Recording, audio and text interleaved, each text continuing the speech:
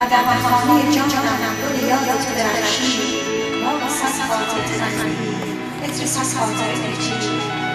یادم آمد که چشم باغم از غذاش گذشت، قلب شوشید در آن خلوت دل کاستی.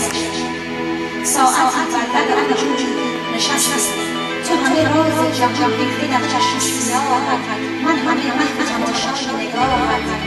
آسمان صاف و شب آرام، وقت خندان و زمان رام، خوشه ما فرو ریخته در آب. شاخه‌ها دست برآورده به مهتاب، شب و صحرا و گل و سنگ همه دل داده به آواز شباهت. یادم آید که من مفتی از این عشق حذر کن، لحظه‌ای چند بر این آب نظر کن. آب آینه عشق گذران است که امروز نگاهت به نگاه نگران است.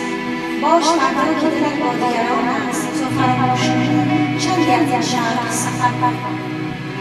با تو گفتم حذر از عشق ندارم، سفر از پیش تو هرگز نتوانم.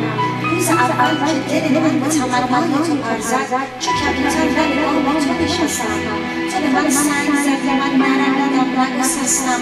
باز گفتم که تو صیاد، من آهای دشتم.